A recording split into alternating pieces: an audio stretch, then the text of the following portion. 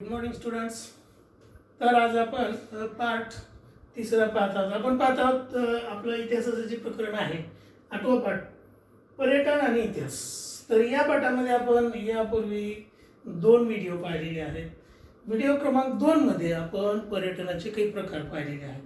4 प्रकार पाहिले होते आपण. तर त्याच्या पुढे आणखी काही प्रकार आहेत ते आज आपण आजच्या या व्हिडिओमध्ये पाहणार आहोत. तेव्हा आता इकडे लक्ष द्यायचे सगळ्यांनी, इकडे पहा. तर आता पर्यटनाचा पुढचा जो प्रकार आहे 5वा, ते म्हणजे भौगोलिक पर्यटन. हे सुद्धा पर्यटन अतिशय मोठ्या प्रमाणावर केलं जातं आणि हे सगळ्यांना आवडतं सुद्धा. तुम्हालाही आवडतं. आपल्या शाळेच्या सहली जातात, तुम्हाला माहिती आहे. कोकणात कशाला जातो आपण? 2 प्रकारसाठी. एक प्रकार म्हणजे ऐतिहासिक पर्यटन, यात्रा हेतू आहेच आपला, आणि दुसरं म्हणजे भौगोलिक पर्यटन पण आपण करतो. म्हणजे यामध्ये वेगवेगळे भौगोलिक वैशिष्ट्य निरीक्षणासाठी पर्यटन केलं जातं. खास भौगोलिक वैशिष्ट्याचं पश्चिम घाट आहे, त्यानंतर काही जंगल असतात, त्याचप्रमाणे उदाहरण लोणार सरोवर, रांजण खळगे, अशा अनेक ठिकाणं आहेत. निवज आहे ते. तर अशा प्रकारची जी ठिकाणं असतात, हे पाहण्यासाठी आपण जेव्हा जातो त्याला म्हणायचं भौगोलिक पर्यटन. तर याच्यामध्ये अभयारण्य येतात, आपल्या महाराष्ट्रामध्ये आहेत. बघा कोणते आहेत, लक्षात आहेत तर तुमच्या, आठवतात?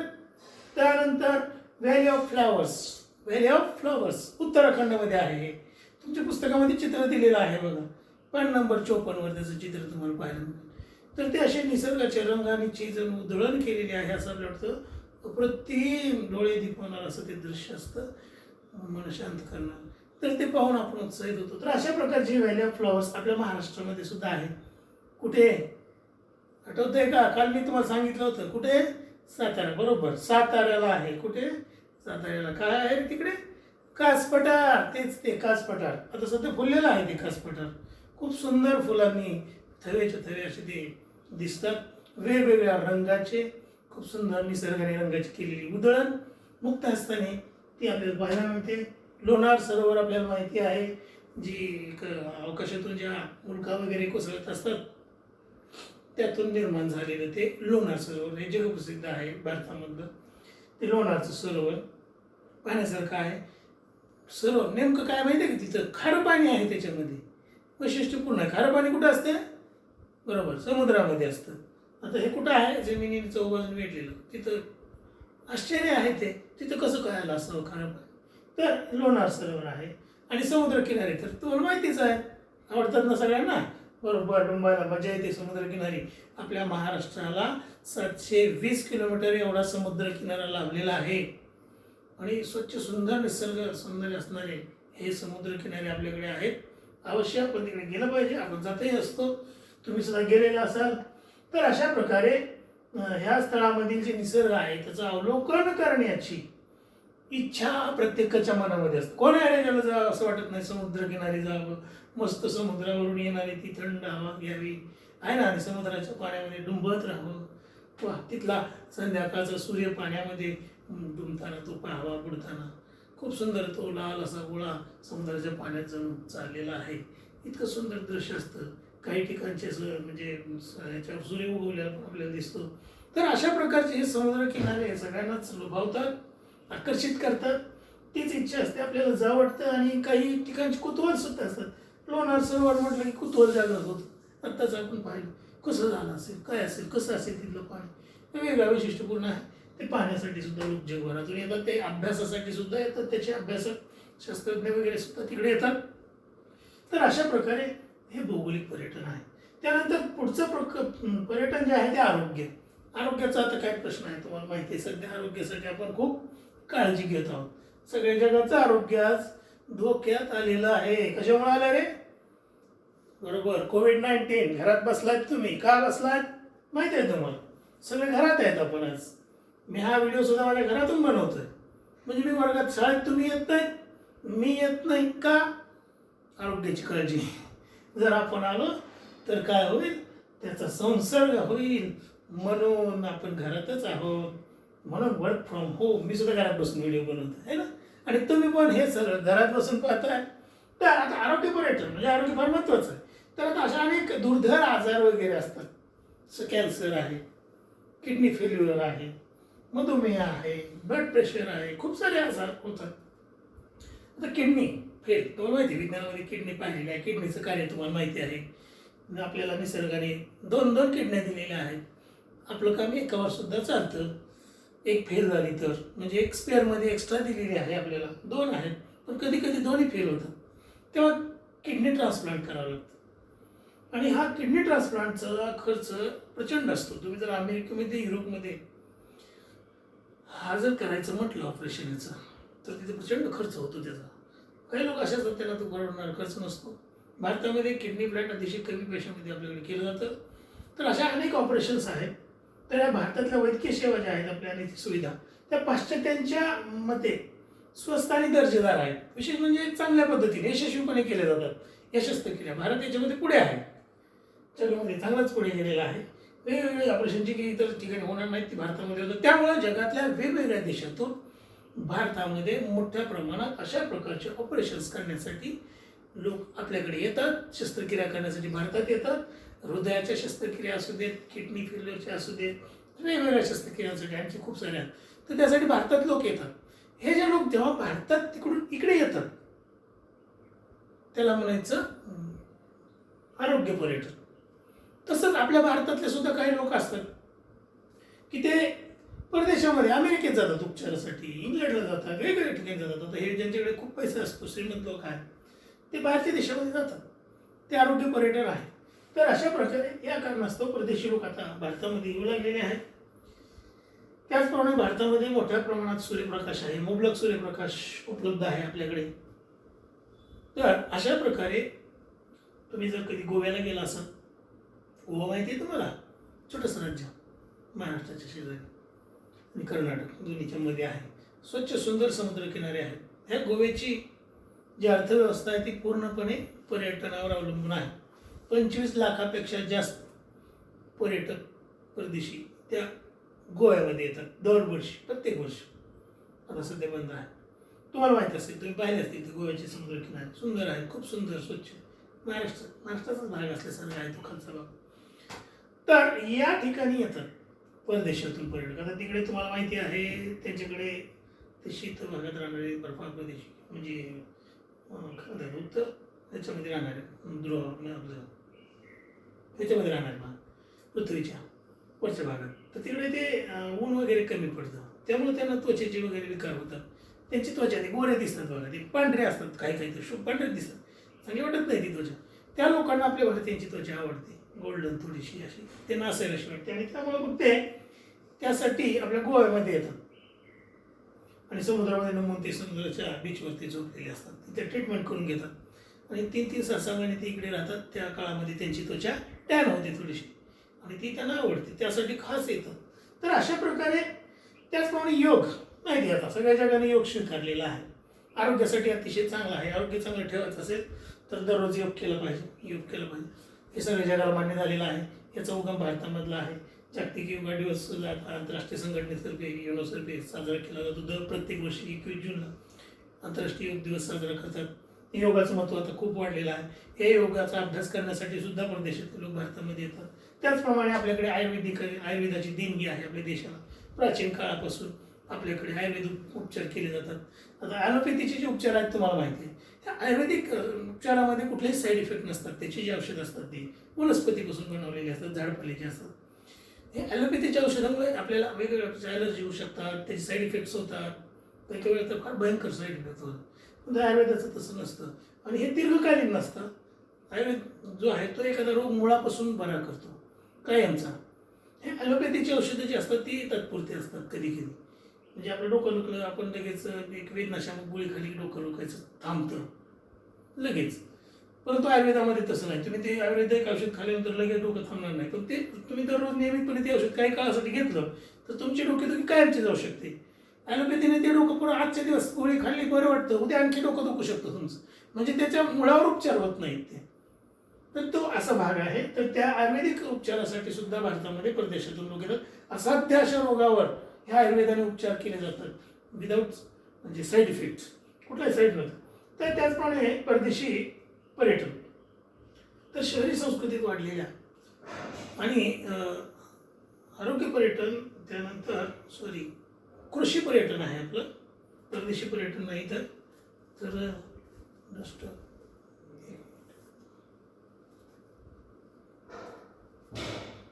पुढे लिहितो मी, इथं कृषी पर्यटन आहे बरं का, पर्यटन ते लिहिताना चुकून झालेलं आहे. तर हे परदेशी पर्यटन आहे. आता शहरात राहणाऱ्या लोकांना ग्रामीण भागाविषयी फारशी माहिती नसते. भुईमुगाच्या शेंगा कुठे येतात, मुंबईतल्या मुलाला जर विचारलं तर तो कदाचित झाडाला लागतात म्हणून सांगू शकतो. कुठे लागतात? झाडाला. तर भुईमुगाच्या शेंगा झाडाला येतात म्हणजे तुम्ही हसलात. कुठे असतात तुम्हाला माहिती आहे, कारण आपलं उस्मानाबाद म्हणजे थोडंसं सुधारित असणारं ग्रामीण भागाचं आहे. त्यामुळे तुमच्याकडे बहुतेकांकडे शेती आहे, तुम्ही शेतामध्ये जाता. परंतु जी खेड्यात राहणारी मुलं आहेत त्यांना तुमच्यापेक्षा जास्त ज्ञान असतं. तुम्ही थोडे शहरात राहणाऱ्या, त्यांना शेतातल्या प्रत्येक भाजीची वगैरे नावं वगैरे, पिकांची पेरण्या सगळ्या गोष्टीबद्दलची माहिती असते, पण ती तुम्हाला नसते एवढी, की पेरणी कधी असते, कुठली पिकं कधी घेतली जातात. तुम्ही थोडंसं पुस्तकामध्ये शिकलेलं असतात, तेवढं पोपट म्हणजे तुम्ही फार तर सांगू शकता, पण प्रॅक्टिकली तुम्हाला सांगता येत नाही. मग पुणे मुंबईच्या मुलांची काय, ते फ्लॅट संस्कृती आहे आपल्याकडे. आता ते फ्लॅटमधल्या मुलांना काही भानगड माहीत नसते, आहे की नाही. गाजर कुठे असं लागतं, मुळा कुठे येतो, काही माहीत नसतं त्यांना. त्यांना ते कुठे येतं म्हणजे दुकानात मिळतो म्हणून सांगतात, भाजीच्या मार्केटमध्ये, एवढंच माहिती असतं. परंतु तुम्हाला मात्र ते माहीत असतं. किंवा ग्रामीण भागातल्या मुलांना तर काय ते रोज शेतामध्ये जातात. तर अशा प्रकारे आज हे कृषी पर्यटन सुद्धा वाढलेलं आहे. कृषी म्हणजे जी शेती आहे किंवा आपली शहरी संस्कृती वाढलेली आणि कृषी जीवनाची माहिती नसलेले जे लोक आहेत त्यांच्यासाठी कृषी पर्यटनाचा प्रकार आहे. हुरडा पार्टी आयोजित केले जातात. बघा आपल्या जवळ ते सोलापूर जिल्हा आहे, त्या सोलापूरमध्ये आणि उस्मानाबादच्याही काही भागामध्ये हुरडा पार्टी आयोजित केले जातात. म्हणजे आपण पॅकेज असतं त्यांचं दिवसभरासाठीचं.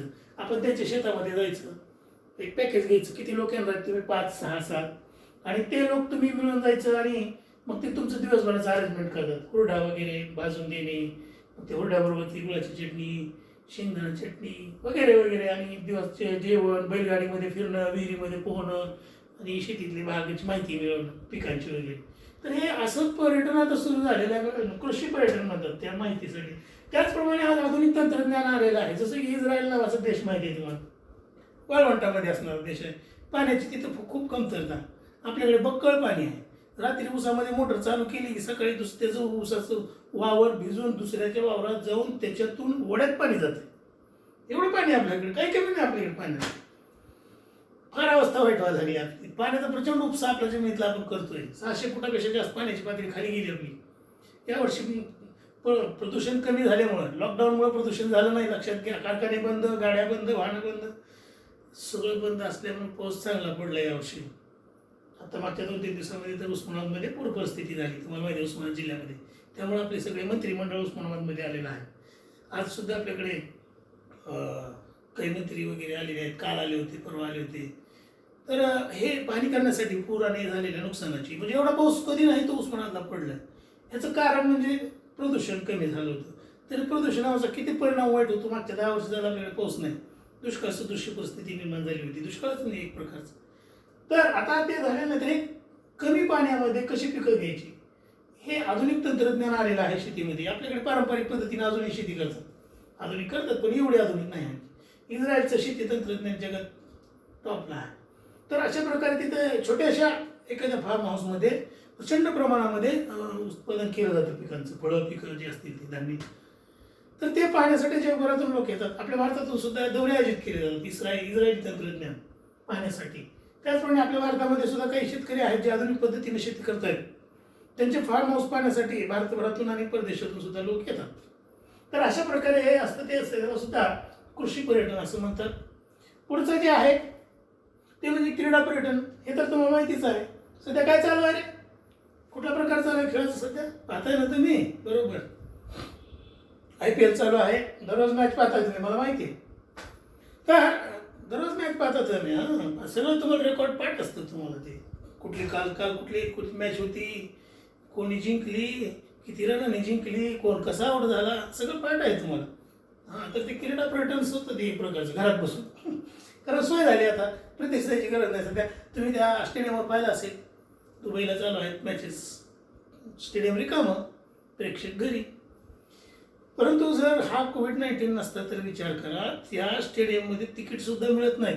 अक्षरशः लोक ब्लॅकने तिकीट घेतात. एवढी प्रचंड गर्दी त्या स्टेडियममध्ये भरलेली असते. मग ते दुबईला असू देत नाही तर सामने इंग्लंडला असू देत. IPL दुबईला जरी ठेवलं असतं तर भारतातून प्रचंड लोक तिकडे गेले असते पाहायला. भारतामध्ये असले तरी जगभरातून लोक येतात. तरी आंतरराष्ट्रीय सामने जेव्हा खेळवले जातात तेव्हा जगभरातून लोक तिथे येतात. वर्ल्ड कप असतो तुम्हाला माहिती आहे, तर त्या वर्ल्ड कपला पाहताय तुम्ही जगात कुठल्याही देशात असू दे, सगळ्या जगातून लोक तिकडे येतात पाहायला वर्ल्ड कप पाहण्यासाठी. म्हणजे घरामध्ये एवढी मोठी सुविधा असताना सुद्धा लोक तिथे जातात. तर ते सुद्धा त्याला क्रीडा पर्यटन म्हणायचं. त्याला काय म्हणतात? क्रीडा पर्यटन. तर अशा प्रकारचं क्रीडा पर्यटन हा 20व्या शतकामध्ये उदयाला आलेला एक प्रकार आहे. पूर्वी ऑलिम्पिक होतच आपल्याला माहिती आहे ग्रीसमध्ये. आताही ऑलिम्पिक भरवलं जातं आहे. आता यावर्षीचं ऑलिम्पिक थोडंसं पुढे ढकललेलं आहे, रद्द झालेलं आहे, पुढे ढकललं. ऑलिम्पिक होतंच जपानमध्ये, परंतु आता ते पुढे गेलेलं आहे, लक्षात ठेवा. कारण कोविड-19 सगळ्यावर इफेक्ट झालेला आहे, सगळ्यांवर परिणाम झालेला आहे. तर अशा प्रकारे हे जागतिक पातळीवरचे ऑलिम्पिक असेल, विम्बल्डनच्या स्पर्धा असतील अमेरिकेमधल्या, त्याचप्रमाणे बुद्धिबळच्या स्पर्धा आहेत. आपल्या ते आनंद आहे, काय नाव त्याचं आठवत नाही, आनंद नावाचा, तर तो जगप्रसिद्ध आपला बुद्धिबळपटू आहे आणि रशियाचा कस्पर काहीतरी आहे. तर ह्याचं पण स्पर्धा असतात, तिथे ते पाहण्यासाठी सुद्धा लोक जातात. बुद्धिबळ स्पर्धा असतील, ऑलिम्पिकच्या असतील, विम्बल्डनच्या असतील. त्यानंतर आंतरराष्ट्रीय क्रिकेट स्पर्धा ज्या आता चालू आहेत, IPL ते भारतातल्या आहेत, पण आंतरराष्ट्रीय वन डे वगैरे चालू असतात, कसोटी मॅचेस, वर्ल्ड कप. तर हे पाहण्यासाठी जगभरातून लोक त्या स्टेडियममध्ये जातात आणि त्यालाच क्रीडा पर्यटन असं म्हणायचं. आणखी बरेच स्पर्धा होतात, खो खोच्या असतील, कुस्तीच्या स्पर्धा असतील. उदाहरण महाराष्ट्रामध्ये महाराष्ट्र केसरी कुस्तीच्या स्पर्धा असतात, कबड्डीच्या स्पर्धा आहेत. कबड्डीचे सुद्धा ते लीग चालू आहे ते. तर ते अशा प्रकारे आता सध्या नाही आहे, ते कोविडमुळे आता ते शक्य नाही कबड्डीचं, ते वेगळं. तर अशा प्रकारे हे क्रीडा पर्यटनासाठी जगभरातून लोक जात असतात, खेळ पाहण्यासाठी जात असतात. त्याला क्रीडा पर्यटन म्हणायचं. आणि आता शेवटचा प्रकार जो आहे ते म्हणजे नैमित्तिक पर्यटन. आता माणसाला निमित्तच पाहिजे असतं. हौस जर असेल, एखाद्याला इच्छा असेल तीव्र, तर त्याला निमित्त पाहिजे असतं. फिरणाऱ्याला काय पाहिजे असतं? निमित्त. काही कारण मिळालं की हा निघाला. तर असं माणसाला आणि प्रत्येकालाच वाटत असते की फिरावं. आता तुम्ही घरामध्ये लोक आत बसणार, कंटाळायला असतं. तुम्हाला वाटतं कधी हा एकदा कोविड-19 संपणार आणि कधी एकदा आम्ही घरातून बाहेर पडणार. असं झालेलं आधीच झालेलं आहात तुम्ही, पण काय करणार? नाही, अजून वेळ अजून आहे, थांबावं लागणार आहे. आता उतार लागलेला आहे, थोडंसं कमी झालेला आहे प्रभाव, हळूहळू तो कमी होत जाईल. पुढे लसही येईल, कदाचित लस येईपर्यंत संपूर्णही जाईल. तर अशा प्रकारे निमित्त पाहिजे असतं. माणूस कारणे शोधत असतो फिरायला जाण्याचं. चला 4 दिवस सुट्टी, चला कुठे तर जाऊन येऊ. अचानक सुट्ट्या आल्या 4 दिवस कसे, चला जरा इथं जाऊन येऊ. 4 दिवसात कुठला होऊ शकतो ट्रिप छोटा, हां चला इकडे जाऊन, लगेच तयारच असतं. आणि अशा प्रकारे 21व्या शतकामध्ये बऱ्याचशा संधी पण उपलब्ध झालेल्या आहेत. माणसाच्या हातामध्ये आता पैसाही आलेला आहे, रोजगार मोठ्या प्रमाणात वाढलेला आहे आणि त्यामुळे लोक श्रीमंत झालेले आहेत, भरपूर पैसे आलेले आहेत. तर जागतिक फिल्म फेस्टिवल असेल, जगभरातले फिल्म्स असतात, त्यामुळे आपल्या भारतात सुद्धा भरवल्या जातात. मागे गोव्याला होता एकदा. तर भारतीय फिल्म फेस्टिवल असतो, जागतिक फिल्म फेस्टिवल. जगभरातल्या चांगले उत्तम उत्तम चित्रपट त्याच्यामध्ये सहभागी असतात. ते पाहण्यासाठी जगभरातून लोक तिथे येत असतात. त्यानंतर संमेलनं भरवली जातात. पुस्तकं, आंतरराष्ट्रीय दर्जाची जी पुस्तकं असतात, आंतरराष्ट्रीय पुस्तक प्रदर्शन सुद्धा असतं, तिकडेही लोक जातात. जागतिक दर्जाची पुस्तकं वगैरे तिकडे पाहायला मिळतात, खरेदी करायला येतात. तर अशा प्रकारे जसं की आपलं अखिल भारतीय मराठी साहित्य संमेलन मागे अमेरिकेत भरवलं होतं. अखिल भारतीय साहित्य संमेलन अमेरिकेत. मग आता सगळे जातात का? ज्याला रस आहे ते जातात. ज्याला रस आहे त्याला रसिक म्हणायचं. काही साहित्य रसिक असतात, साहित्य आवडणारे लोक, साहित्याचे रसिक असतात. ते लोक आवर्जून अमेरिकेत असू दे तरी इंग्लंडमध्ये असू दे, ते जाणार म्हणजे जाणार, ते जातात. तर अशा पद्धतीने या साहित्य संमेलनाला जाणारे लोक असतात. आणि शेवटी काहीच नसेल तर माणूस कंटाळा जरी आला तर थोडं हे झालं तरी फिरायला जावं असं म्हणतो आपण. तर पर्यटनाला फक्त निमित्त हवं असतं. वेगवेगळे पर्यटनाचे प्रकार आपण कालच्या आणि आजच्या भागामध्ये पाहिलेले आहेत.